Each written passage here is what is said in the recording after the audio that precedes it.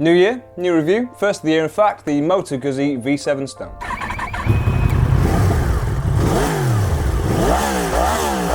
Moto Guzzi V7 Stone version, black version, matte black. Oh, mean looking. First things that spring to mind. One, it's really cool. Two, my visor's up. And three, the gear shift, or gear lever, is so subtle you don't really notice it. Having never ridden a Guzzi before, it's putting me off, but I'm sure you get used to it. Ignore the stats, ignore the fact that on paper it looks like it's got relatively low power, 52 horsepower and 44 foot-pounds of torque. Ignore all of that. It's enough for what this bike was designed for. You're not going to be surprised. You're not going to get on it, I don't think, at least I'm not on it, thinking I need lots more power. Admittedly, I'm not on some really fast roads, but I think I'll be more than happy with it. Yeah, we're going to take a picture here, actually. Right, out comes the big gun.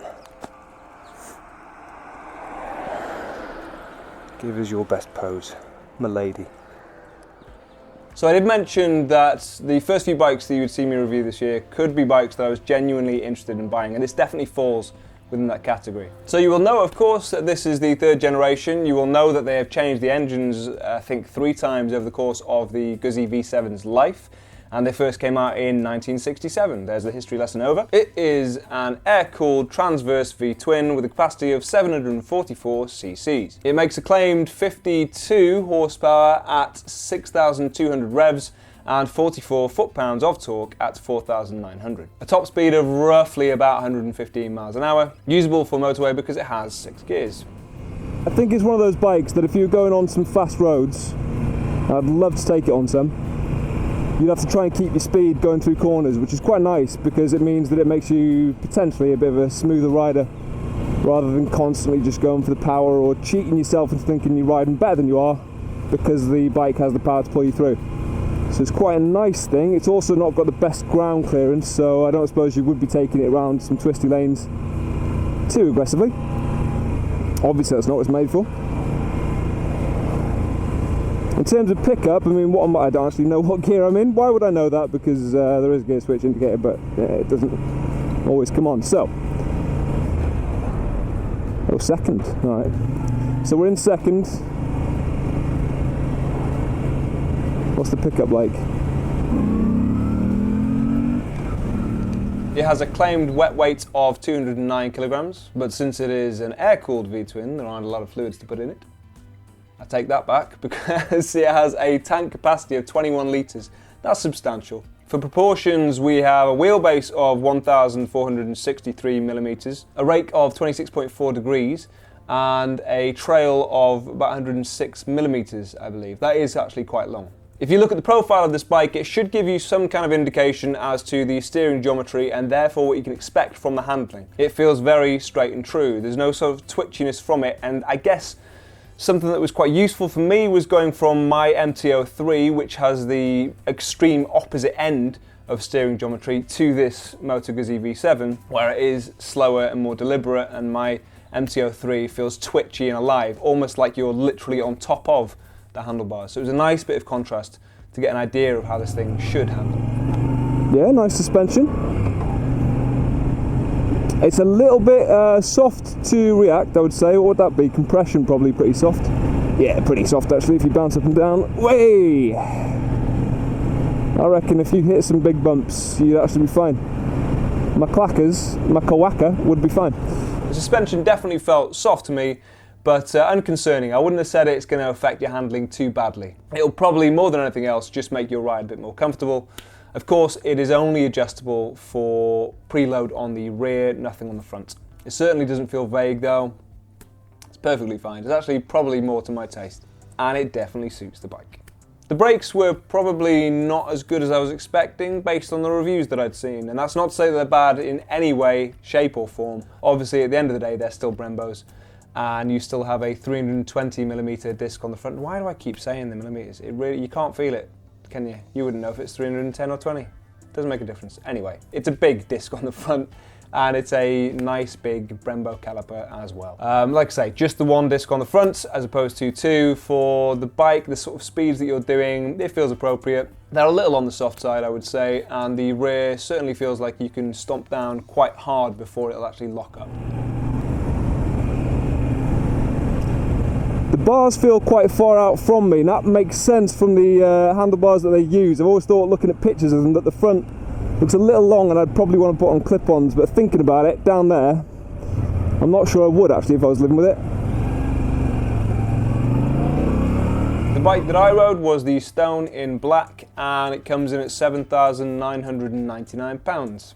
So obviously there are a few different options you can choose from. Guzzi are very good at offering different colorways and different specifications for the bike. They have 6 of them. Let me see if I can remember these. We have the Limited, the Special, the Rough, the Stone, the Milano, and the Carbon. I did remember all of them. How about that? In terms of what you get with those different things, it's pretty much just the fairing cosmetics. You get different seats with certain ones, different wheels with others, different exhausts, and you get different equipment in that some of these come with dual clocks as opposed to the single clock. One of the bikes that the V7 is obviously going to be compared to, probably the one it's most compared to, is the Triumph Bonneville Street Twin. It's again an entry level for Triumph. It is alright, a slightly bigger capacity but similar kind of power output. It is more powerful, it is a faster bike, but they are quite close. Now for me, I feel like if I went out on the Guzzi, I would have just as good a time in different ways as I would on the Street Twin. As I say, the Street Twin would definitely be faster than the Guzzi is, but you wouldn't be far behind on the V7. The two terms I'd probably use to clarify the difference between them is to say that, and please forgive me if you disagree with me, fine, but I would say the Street Twin is more refined, so I'd use the term refined, and then the Guzzi, I would use the term substantial, because it feels substantial. It feels like it has a weight to it. And I mean that in the best way. I'm not saying that it feels like a heavy bike, although it is not the lightest. I'm saying that it feels like it's been around for a while. It feels like it's built to last.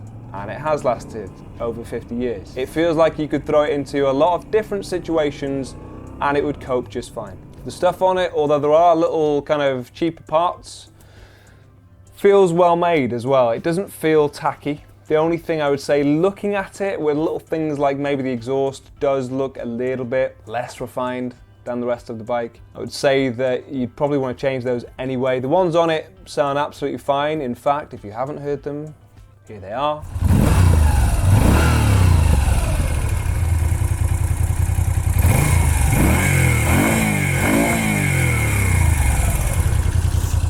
Some of the criticisms it gets obviously are that it is a little bit lacking on power. I wouldn't worry about that. You know exactly what you're getting when you're looking at it. No one's going to be sitting on this thing expecting more power than this bike has, hopefully. The other thing that's leveled at it is the side stand. Ignore that. Again, when you own a bike, you'll get used to it. They're all in different positions. Exhausts too quiet, I'd agree with that. I'd want to change them probably, but they still sound quite sweet, quite nice if you really do keep your ear open for them. Gear shift indicator not working as it should. Yeah, it won't tell you what gear you're in. Who cares? Just don't look at it. Ignore the fact that it has one. And the last thing I'd probably just flag up is the fact that the service intervals are around 6,500 miles. That's not that exceptional when you compare it to a lot of its competition. Yeah, if you're sat at lights, you give it a little poke and you just feel that shaft drive shift you over to the right hand side. Lovely bit of feedback. But they're quite right. I mean, so they've fettled the engine, they've fettled pretty much everything on this bike. They've made it smoother, and in making it smoother, makes it a joy to ride in town. And they've somehow miraculously not managed to lose the character either. So points to Guzzi for that. So I know it makes peak horsepower at 6,200 and peak torque at 4,009. I don't know where that will be, obviously, but there. But the way it sort of delivers it, yeah, you get an initial smooth, torquey waft almost, and then it picks up again as it gets higher up. You don't just have one sweet spot to play with, you've got one or two.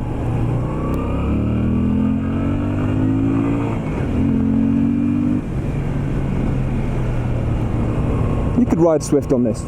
I'm still of the mindset that it is better to be fast on a slow bike than slow on a fast bike. This is what it was designed for. Now, I was told by a few different people that get on this bike, I'd probably need to ride it for a few miles to actually learn to love it. I think if you're anything like me and you've seen a lot of videos and pictures and read a lot of reviews on this bike, then you probably made your own assumptions, and a lot of those, I'm here to tell you, will be correct. So if you are like me, you'll probably get on it and love it within the first half a mile. Genuinely. I rolled off down the road and I thought, this is exactly what I wanted to be on today. This is exactly what I wanted from the day and from the bike itself. The terms character and charm cannot be used enough to describe this bike. We do try in reviews, believe me, you'll hear that word banded around a lot. But it is completely true. That is a lot of why people love this bike. For some bikes, I know I'd be buying them with my head, and I know it would be an intellectual or an intelligent decision. With this one, it does lead you with the heart. Part of it is the fact that it looks interesting, it looks different. People who don't know bikes stop and ask questions about this or compliment this bike in particular. It is comfortable without being too lazy, and it feels steadfast. Steadfast is probably another really good word to describe this bike. There are some bikes, and again, just picking my MT for example, it is not the fastest, and I've been out with that bike with faster bikes and felt frustrated that I couldn't keep up. Now, I don't think I'd get the same level of frustration on this bike because I don't go into it expecting the same kind of ride. You're not racing to every set of lights, you're not racing off every line, you don't feel like you need to nip into every gap. That's not to say that if you're in the mood it wouldn't perform well. It's just to say that it is potentially a calming influence. And with fast roads and fast riding becoming harder to find, especially without getting your own little finds in the process, it's probably quite a good thing that it doesn't set your pants on fire.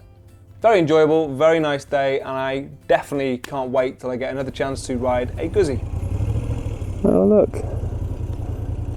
Bambi and his cohorts. Blocking the road. Well, I mean, this is a good enough excuse to be late as any. I don't know what to do here. I guess you just sort of enjoy it, don't you?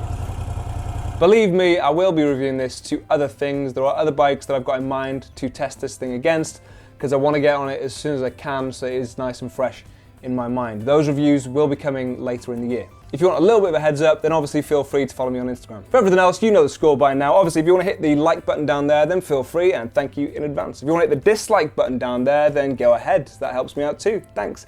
If you want to leave a comment down below, then feel free to do that, and I will get back to you as soon as I possibly can. Subscribe if you want to, and I will see you in the very next video. Ta-ra, and breathe.